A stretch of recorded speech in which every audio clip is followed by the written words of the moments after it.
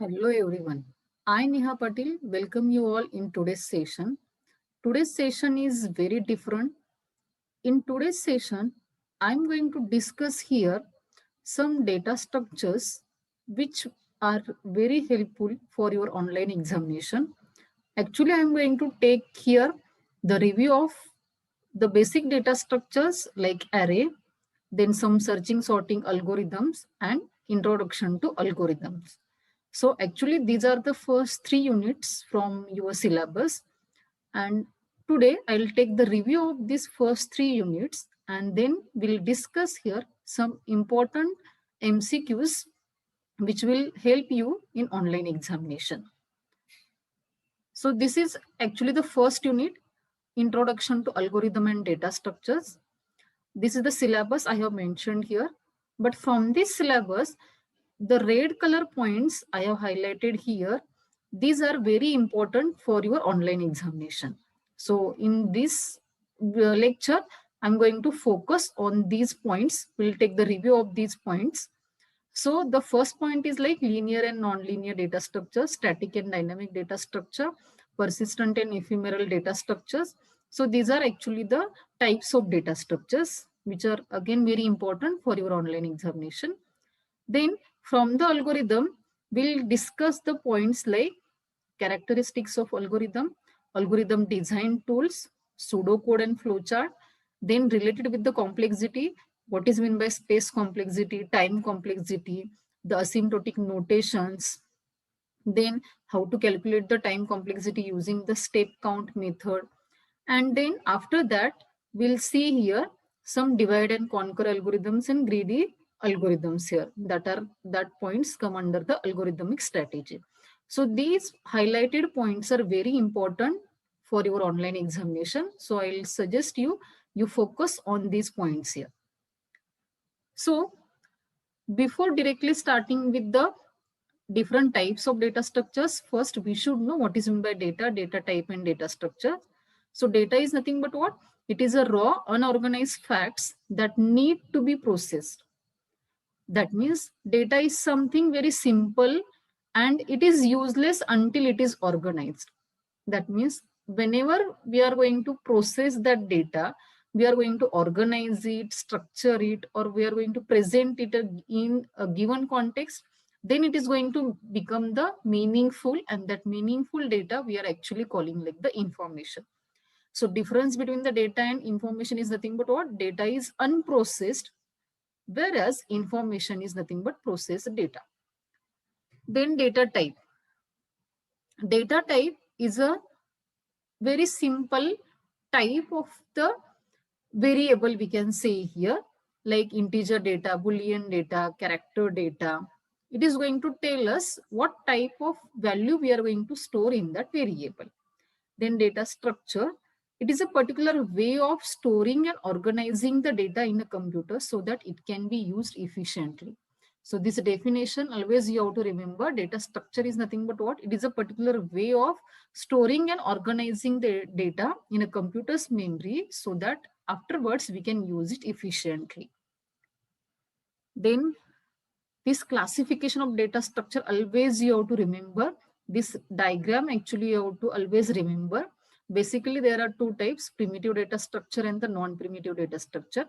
Under the primitive data structure, it comes like integer, float, character and the boolean. And under the non-primitive data structure, linear data structure and the non-linear data structure. And again, these linear and non-linear data structures we are going to further divide. Like these linear data structures we are going to divide into 4 types: array, linked list, stack and queue. And the non-linear data structures we are divided here into 2 types, that is the trees and the graph here. So this basic diagram always you have to remember related with the classification of data structure. Based on this, they can frame the MCQ question in your online examination. So primitive data structures are integer, float, character, boolean. We can say like these are the data types also. And non-primitive data structures, again there are the 2 types, linear data structures, non-linear data structure. And under the linear data structure, array, linked list, stack and queue. And under the non-linear data structure, trees and the graphs are there. So that I have mentioned here, like primitive data structures are the basic data structures which directly operate upon the machine instructions. And they have the different representation on the different computers like integer, character, float. And non-primitive data structures are more complicated data structures and are derived from the primitive data structures like array, linked list, stack, and the queue. And here, these are the linear and the non-linear data structures. In linear data structure, the arrangement of elements is in linear fashion or in the sequential manner. And in linear data structure, each and every element can have at max one successor and one predecessor. This always you have to remember in linear data structure, each element can have maximum one successor and one predecessor. So if you are able to see here, this is the linked list also is a linear data structure, and array also is a linear data structure. In array, if you see here, the 10 is the first element. After the 10, 20 is nothing but the successor. For the 20, 10 is the predecessor and the 30 is the successor. So only one predecessor and one successor is present here. And in nonlinear data structures, each element can have more than one successor here. So trees and the graph, these are the examples of nonlinear data structure. So if you are able to see here, from this A, we are going to derive the B and the C. So we can say like here the B and the C, these are the two successor elements here. So this is the actual difference between the linear and the nonlinear data structures. Then same data structures, again, we can divide into the different type, like the static and the dynamic data structure. So what is meant by the static data structure? Here memory allocation is done for the elements at the compile time. So always you have to remember, in case of the static data structure, memory allocation is done at the compile time only.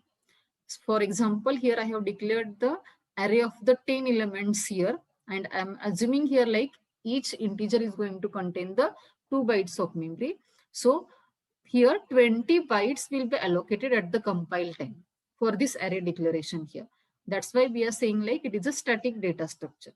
And in case of the dynamic data structures, memory allocation is done at the runtime. That means dynamically the memory will be allocated here. So linked list comes under the dynamic data structure. So in previous slide, what we have seen here, the array and linked list both comes under the linear data structure. But now that two data structures, again, we are going to further divide into static and the dynamic. So array becomes the static data structure and linked list becomes the dynamic data structure. Then persistent and ephemeral. This is also again the another type is there. In ephemeral data structure, here it is the one for which only one version is available at a time. After an update operation, the structure as it existed before the update is lost here. That means here in case of the ephemeral data structure, at a time only one version will be available for us, and in persistent data structure, multiple versions are simultaneously accessible for us. So these are the different types of data structures.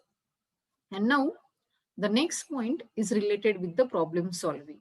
And these are the 6 steps which you have to always remember. And this sequence again you have to remember. So these 6 steps are very important. Based on this, they can frame the questions in your online examination. So this sequence you have to always remember. The first step is identify the problem. Second is understand the problem. Third is identify the alternative ways to solve the problem. Fourth is select the best way to solve the problem from the list of alternative solutions. Fifth one is list the instructions that enable you to solve the problem using the selected solution. And the last one is the evaluate the solution. So this sequence always you have to remember. First is nothing but what? We are going to identify the problem. After identification, we are going to understand that problem. After understanding the problem, we are going to find out the different alternative ways to solve that problem. After that, from that alternative ways, we have to select the best one. Then after selecting the best one, we have to write down actually the instructions for that way. That is nothing but actually here the algorithm concept comes here. And then after implementing that algorithm, we have to evaluate that solution. So these are the 6 steps which you have to always remember in this particular sequence only. The sequence is very important here. Then these are the some terms which are again important. Based on this, again, they can frame the question in your online examination. So the constants, variable, operators, then hierarchy of operations, data types, equations, functions, expressions. These are the some basic terms are there. So we'll see one by one. So these are the some rules related with the variable. Again, you have to remember. Based on this, again, they can frame the question. So rules for the variable are nothing but what? Variable cannot start with a number. So that means at the time of the declaration, you can't declare like the 2i here, which is not allowed here. But it can contain a number elsewhere. That means except the first position, you can add the number anywhere in the variable declaration. Like here the H2O. This is allowed here. Okay. Then it cannot contain any arithmetic operators.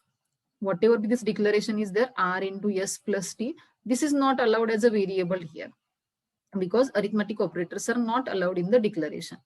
Then it cannot contain any other punctuation marks also, like hash, at, or the percentage, or the exclamatory sign here. These are punctuation marks are not allowed in the variable declaration.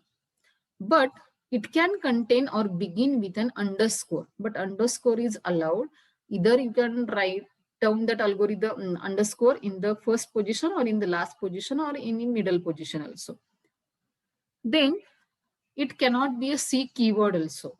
Whatever the standard keywords are there, like the int, void, struct, union, these are not allowed as a variable name here. Then it cannot contain a space. That means at the time of the variable declaration, you are not allowed to give the space between the two words here. It can be of a mixed cases, but you can use the upper cases and the lower cases also there. So these rules are again very important. Always you have to remember at the time of the variable declaration. And based on this, they can frame the question in your online examination. Then these are the relational operators like greater than, less than, greater than equal to, less than equal to, equal to, not equal to. All are here the relational operators. Then these are the logical operators and, or, and the not here. And, or, not. These are the logical operators. And this is the hierarchy of operations. This slide is very important. Based on this, they can frame the questions in your online examination. So this hierarchy, again, always you have to remember, functions are always having the high priority. Then after that, power. After that, modulus operator. After that, multiplication and the division operator. After that, plus minus. Then the relational operators like equal to, less than, less than equal to, greater than equal to, not operator. Then these not, and or, these are the logical operators are there. And again, one more thing you have to remember here, that in case of the arithmetic operators here, the multiplication and division are at the same level. Plus minus are at the same level, but plus minus is having the low priority as compared to the multiplication and the division. But all the relational operators are at the same level. And in case of the logical operators here, this sequence is again very important. This not is always having the high priority as compared to and or. And among all these logical operators, or is having the lowest priority. So this sequence, again, you have to remember very carefully. Based on this, they can frame the question in your online examination. In case of the logical operators, not is having high priority, or is having the low priority. All relational operators are at the same level. In case of the arithmetic operators, multiplication, division are having the high priority as compared to the plus and the minus. And among these functions, power and the mod, functions are always having the high priority, then the power operator, and then the modulus operator.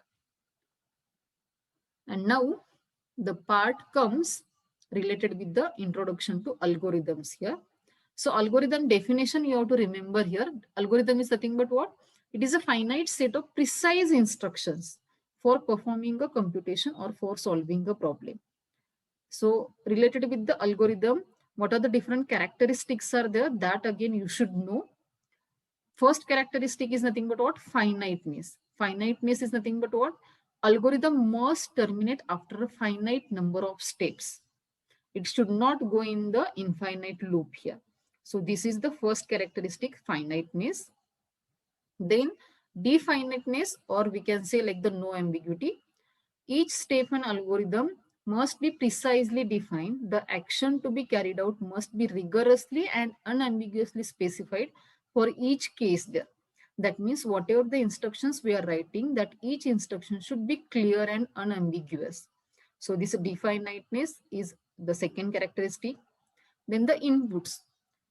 So each and every algorithm has zero or more, but only finite number of inputs. This zero, as I have highlighted here. So you have to remember here always that there is, for some algorithms, we are not going to pass any input there. So zero is allowed here. So algorithm has zero or more inputs there. But here, each and every algorithm must have one or more outputs there. So this one or more outputs, again, you have to remember here.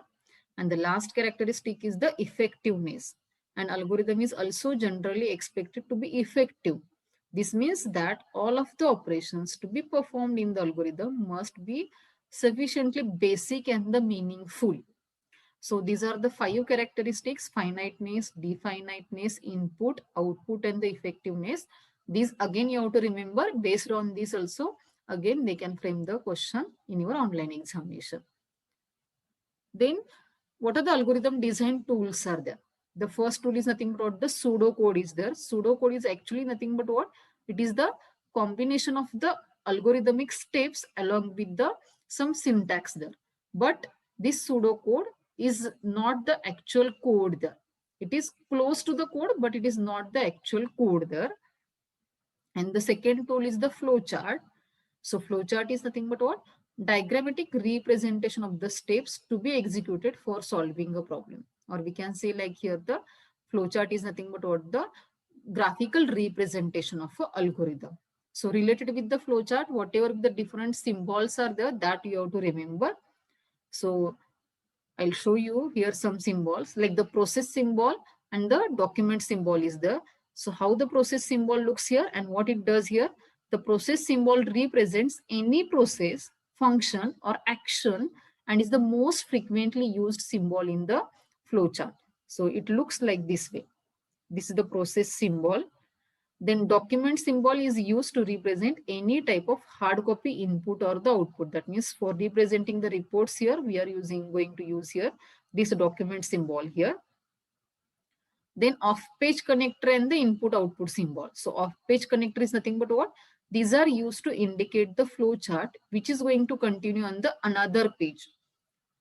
Often the page number is placed in shape of the easy reference here. So off-page connector symbol is actually looking like this way.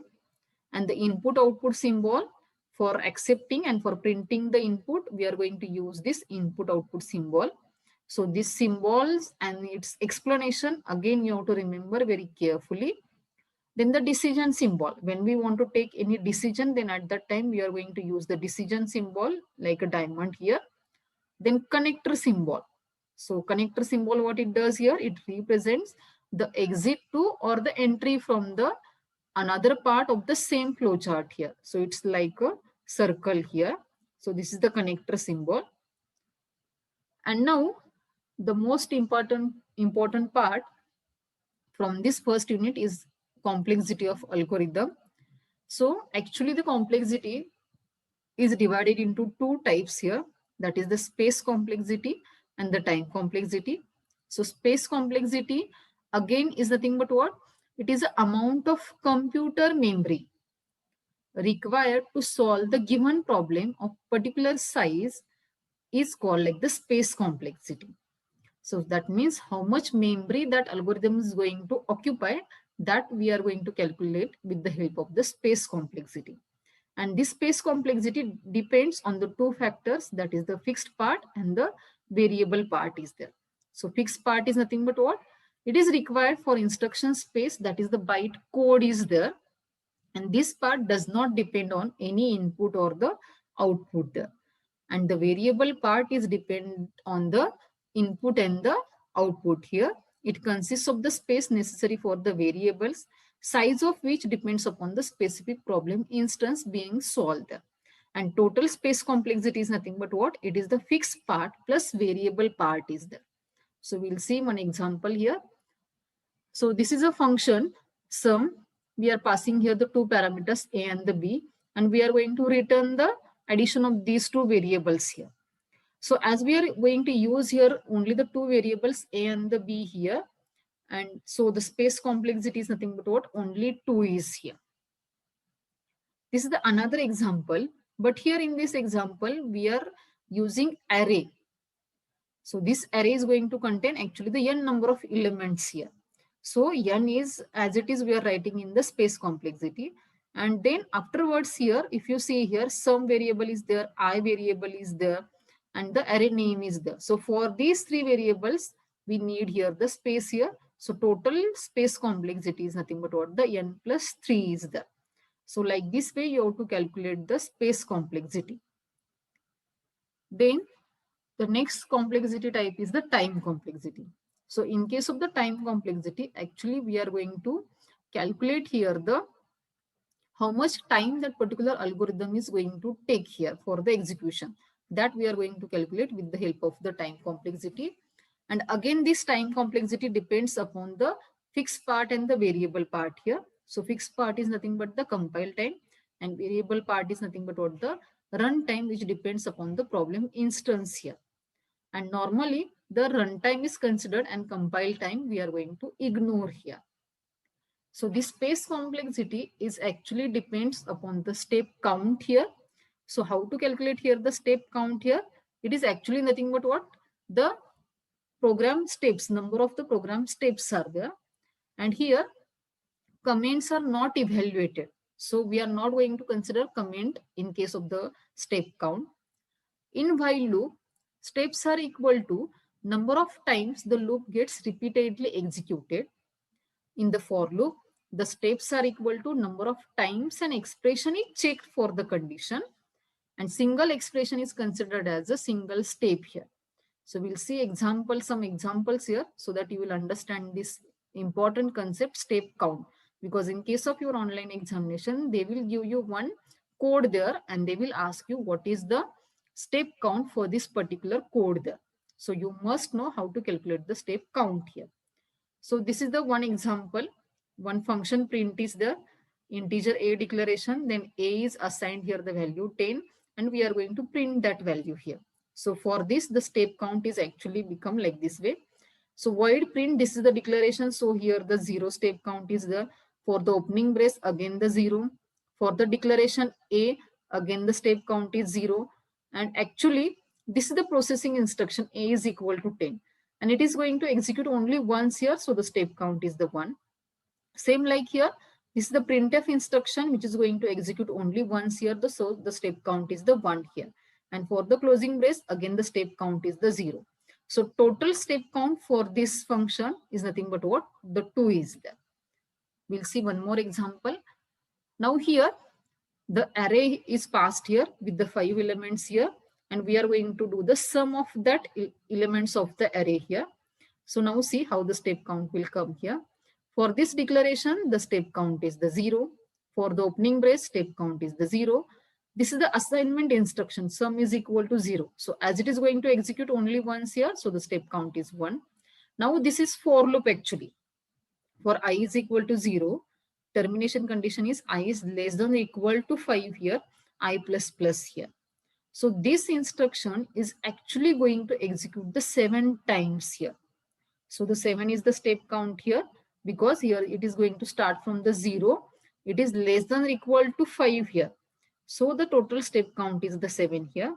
For this opening brace, step count is the 0. For this processing instruction, sum is equal to sum plus a of I. As this instruction is inside this for loop. So whenever this for loop is true, that many times this instruction will execute. So for this for loop, the true part is going to execute 6 times here. So the total step count for this instruction is nothing but the 6 here. For the closing brace, it is the 0. As it is going to return this sum, that means as this instruction is going to execute, so step count is the 1 here. So this is the total step count for this algorithm here. Then analysis of algorithm. So under this analysis of algorithm, actually you have to remember what is meant by the best case, what is meant by the average case, and what is meant by the worst case here. So best case is nothing but what? Minimum time required for the execution. Average case is nothing but the average time required for the program execution. And the worst case is nothing but what? The maximum time required for the program execution. So related with this best case, average case, and the worst case, whatever be the asymptotic notations are there, that we have to actually remember, because based on that in your online examination you will get the many questions there. So asymptotic notation is nothing but what? It is a mathematical representation of the complexity actually. So these are the three asymptotic notations or the analysis we can say here, like the worst case, best case, and the average case here. And for this, the actually these are the three notations. For the worst case, the big O notation is there. For the best case, omega notation is there. And for the average case, theta notation is there. So related with this big O, this equation or this expression, you have to always remember, if f of n and g of n, these are the two functions are there, then f of n is always less than or equal to c into g of n, where c is nothing but one constant value for all values of n greater than or equal to n0. So this expression always you have to remember. For the best case here, that means for the omega notation, you have to remember this equation, that is the f of n is always greater than or equal to c into g of n for all n greater than or equal to n0. And then for the average case, actually c1 and c2, these are the two constant values are there. So c2 g of n is less than or equal to f of n, and which is less than or equal to c1 g of n for all the values of n greater than or equal to n0. So these three equations along with these three notations, always you have to remember. Big O always we are going to represent for the worst case, omega is always for the best case, and theta is always for the average case there. And related with these three notations here, this is the hierarchy actually here. So this again always you have to remember here. Based on this, again you will get the questions in your online examination. Always log n is less than the n is less than n log n is less than the n square is less than the n cube is less than the 2 raised to n, and which is less than n factorial is there. So this hierarchy always you have to remember. Log n is always less than n is less than n log n log n is less than n square is less than n cube is less than 2 raised to n, which is less than n factorial. So this hierarchy always you have to remember. Based on this, you can get the questions in your online examination. And now the two algorithmic strategies, which is the last point from the first unit, that are nothing but greedy method and the divide and conquer method. In greedy method, actually what we are going to do here, at every step, a decision is made to choose the local optimal solution there. So examples for the greedy method are like the knapsack problem or the activity selection problem is there. Then the divide and conquer, this is the another technique is there. So in the divide and conquer, actually there are the divide and the conquer. These are the steps are there where we are going to divide the original problem into the sub problems. Recursively, we are going to solve that sub problems and we are going to combine them for getting the particular solution. So generally here the merge sort, quick sort, this comes under the divide and conquer algorithm here. So here these are the examples for the greedy algorithm. Kruskal's algorithm is there, Prim's algorithm is there. These are the examples related with the greedy algorithm. Then for the divide and conquer, so the divide, conquer, and the combine, these are actually the three steps are there or the three parts are there. And for this divide and conquer, we can give the examples like merge sort, quick sort, and the binary search here. So this is the actually the review of the first unit is there. After that, now we'll take the review of the second unit. This is the syllabus of second unit, which is related with the linear data structure using sequential organization. So among these, all these points, whatever be the highlighted points are there that are very important. So please go through all these points and prepare all these points very well. Based on this, in your online examination, MCQs will be asked there. So the first important point is like row measure and the column measure address calculation. So related with the 1D array also and related with the 2D array also, you must know how to calculate the address of a particular element. Then after that, polynomial representation using array. This is again very important point is there. You must know how the polynomial is represented using the array representation and how operations on the polynomial will be implemented using the array representation. That is the polynomial addition and the multiplication. And after that, very important point is related with the sparse matrix. You must know what is meant by the sparse matrix, what are the advantages of sparse matrix over the normal matrix, and then these sparse matrix operations like addition, transpose, and under the transpose, what is meant by the simple transpose and the fast transpose. So these points you have to prepare from this second unit. So we'll see here some points from this unit.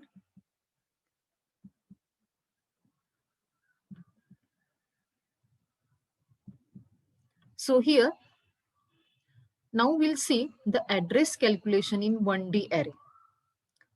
So if for a particular element I, if I want to calculate the address, then you have to remember this formula.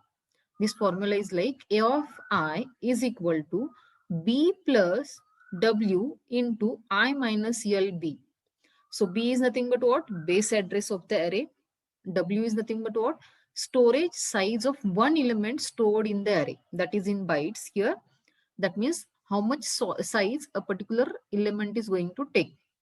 Then I is nothing but the index of for which we want to calculate the address, and LB is nothing but the lower bound of that subscript here. And if it is not specified in the example given, then we have to assume it like a 0. So this again you have to remember there. If the LB is not given, then we have to assume it as a 0 there. Now we'll see one example related with this. So this is the example. Given the base address of an array, here the base address and the array size is given like this way. It is starting from the 1400 up to 1800. And here the base address is 1020 and the size of each element is the 2 bytes. That means each element of the array is going to occupy the 2 bytes of the memory. And we have to find out the address of the B of 1700. So this I is going to become here the 1700. B is nothing but the 1020. W is nothing but the 2 bytes here. And LB is nothing but what now? This lower index, that is the 1400. So now for this, the address calculation will be like this. In this formula only we have to put these values here. B1020, LB1400, W is equal to 2 and I is equal to 1700. So if we put these values, then the answer will come like here, the 1620. So if you know this formula, you can easily calculate the address for a particular element in 1D array. Now, before starting with the address calculation in the 2D array, related with the 2D array declaration, you must remember some points here. That means which are the valid declarations and which are the invalid declaration. So always we have to remember here, like if we are going to initialize the array at the time of the declaration, then we can initialize like this way. Here, return type is the integer, name of the array is like the ABC, and these are the two subscripts. Row subscript, first is always the row subscript and second is always the column subscript here. And is equal to, in the curly braces, we have to specify the elements which we want to initialize there. So here, this 2 by 2 array is there. So I can write here like the 2, 2, and then 4 elements I can easily initialize here. This is also one of the valid declaration. Then if you see the second declaration, then in the second declaration, this row subscript is empty. And here, this 2, that means column subscript is mentioned here. So this is also one of the valid declaration is there. We can keep the first subscript empty, but the second subscript should have the size there. So this is again the valid declaration. But if you see the third one here, I have not specified here the size of the array here. Directly I have initialized here the elements, which is not allowed there. At least one column size we have to specify there. And here, this is also the last one is invalid because here row size is mentioned, but the column size is not mentioned here. So this is again the invalid declaration is there. So related with the matrix declaration, you must know these valid declarations and the invalid declarations there. Now we'll see the address calculation in the 2D array. So whenever we want to calculate the address of a particular element in the matrix here, then we can calculate by the two ways here, either by using the row major or by using the column major representation here. So we'll see one by one now. Now first we'll see the row major address calculation. So for this address calculation, you have to remember this formula. Actually in your books, the formula is given very lengthy, but I have shortened the formula like this way here. So you can easily remember this formula. Address of particular element A of ij is equal to B plus I into number of columns plus j into s here. So this I and j, these are nothing but what the indices for which you want to calculate the address there. B is nothing but the base address and s is nothing but what? The size of one element in bytes here. So I is always the row index, j is always the column index is there. So for the row major, you have to remember the formula like this way. B plus I into number of columns plus j into s here. So now we'll see example. And for the column major, the reverse formula is there like address of a particular element A of ij is equal to B plus j into number of rows plus I into s. J is again the column index as it is, I is again the row index as it is, and s is nothing but what the size of one element in bytes here. But for the column major, the formula will be like B plus j into number of rows plus I into s here. So now in these formulas only we have to put the values and we can easily calculate the address of any particular element. So this is the one example. If you say here, X is one array which is of having size 15 by 40 here, which requires 1 byte of the storage for each particular element. And if beginning location is the 1500, then determine the location of the X of 5020. So here, see here, this is first size X of 1520 is nothing but the total size of the matrix.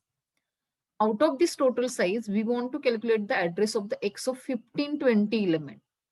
And here S is given like the 1 byte here. That is nothing but the element size here. And the beginning location, that is nothing but the base address is given like the 1500. So only in the row major formula, I have put here the values like 1500 plus 15 into 40. 15 is nothing but the row index and j index is nothing but what the 20 here. So 15 into 40 plus 20 into 1 here, because s is nothing but what 1 byte is given here. So if we put these values, then 2120 is the address using the row major calculation here. And for the same example, if we use the column major calculation here, then it will become like the B plus J into number of rows plus I into S here. So if we put these values here, then the address is coming like the 1815 here. So if you see here, the address with the help of the row major formula is different as compared to the row major here. So you have to remember these two formulas, then you can easily calculate address of a particular element in the matrix here. This is the another example where 30 by 4 is the size of the 2D array. Base address is like the 200. Again, one word per memory location. That means again the W or the S is given 1 here. And we have to find out the address of the 15.3 here. So same formula I have written here and I have put here the values. So if you see, in case of the row major, the address is like the 257, and in case of the column major, the address is coming like the 653 here. So in this way, we have to calculate the address of any particular element there. Then this is the syllabus of the third unit. But before this here, in this presentation, I have not included the concept related with the sparse matrix and the polynomial using the array representation, but just go through the theoretical part of that. And based on that, again, the MCQs will be asked there. But due to the time limit, I have not included that part here. Now, in case of the searching sorting also, all the searching techniques and the sorting techniques, you must know how they are going to work here. Like in case of the linear search, how it works. Then variation of the linear search is nothing but what the sentinel search. Then what is the difference between the linear search and sentinel search? Which one is better? Then how the binary search is going to work. Then variation of the binary search is nothing but the Fibonacci search. And one more search is there like the index sequential search.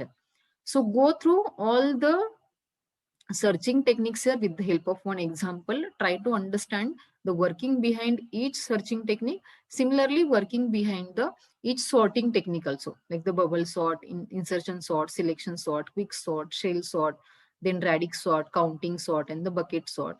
Go through all the sorting techniques, theoretical part also. And now I'm going to cover here. This is the one of the important part here, which is related with the time complexity related with the searching and the sorting here.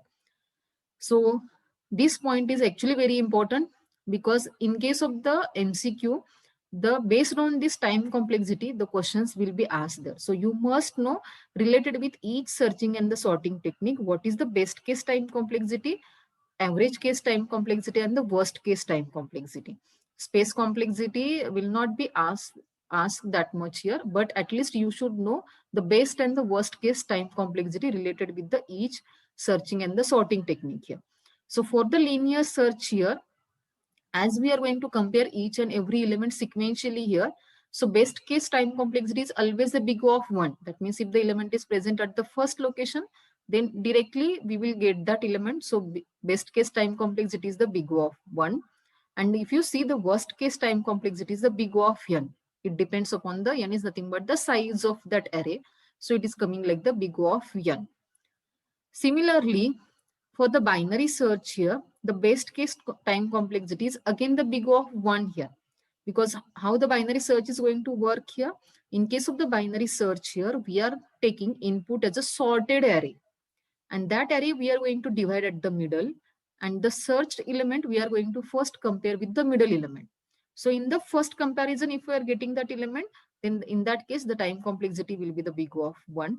Otherwise here, either we are going to search the left part of the array or the right part of the array. So the worst case time complexity here is the big of log n is there. So this always you have to remember here, always in case of the binary search, the worst case time complexity is the big of log n. Now in case of the bubble sort here, the best case time complexity is coming like the big O of n, and the worst case is the big O of n square. So this again you have to remember here, depending on the size of the array, best case time complexity is the big O of n, and the worst case is the big O of n square there. Similarly, for the selection sort here, in the best case also and in the worst case also, the time complexity is same always like the big O of n square. So this again you have to remember very carefully. In case of the insertion sort, like the bubble sort here, big O of n in the best case and the big O of n square in the worst case here. For the merge sort, as we are going to divide the array here, so the time complexity is coming like the n log n in the best case also and the worst case also. And in case of the quick sort here, if you see here, n log n is the best case time complexity, but in the worst case, it is coming like the big O of n square. So this always you have to remember here. For the quick sort, the worst case time complexity is the big O of n square, not the n log n here. For the heap sort, again n log n in the both the cases. For the bucket sort here, n plus k here. And here, in the worst case, that is the n square is there. For the radix sort here, n into k in both the cases, in case of the best case also and in case of the worst case also. So remember this chart very carefully. If you know this, then you can easily solve the questions based on this. And now we'll see some MCQs related with this. So let me change this pointer.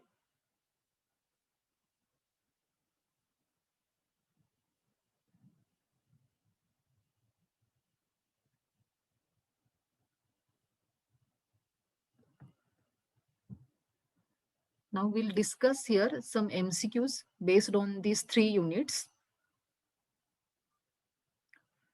So This is the first question. The matrix contains m rows and n columns. The matrix is called sparse matrix if the total number of zero elements is greater than m into n divided by 2, or it is equal to m plus n, or m by n, or m minus n here. So always we have to remember here that in case of the sparse matrix here, there are the number of zero entries as compared to the actual values here. So m into n divided by 2. This option A is correct here, not the m plus n or the m divided by n or the m minus n. Always it should be the multiplication of the size here divided by 2 here. Okay. Then the second question is, what is the difference between a normal array and a sparse array? So the options are given like sparse array can hold more elements than a normal array, sparse array is memory efficient, sparse array is dynamic, or naive array is the more efficient. Naive is nothing but the normal array. So here the option B is correct because sparse array is the memory efficient, because whenever we are going to represent the sparse matrix here, only 3 columns we are going to represent, that is the row number, column number, and the actual value. So that's why it is memory efficient. Then the third question is, suppose the contents of an array are A is equal to 1, null, null, null, null, and the 10 is there. What will be the size of the array considering it as a normal array and a sparse array? So this is the size array given, and we have to find out the size in case of the normal array and in case of the sparse array here.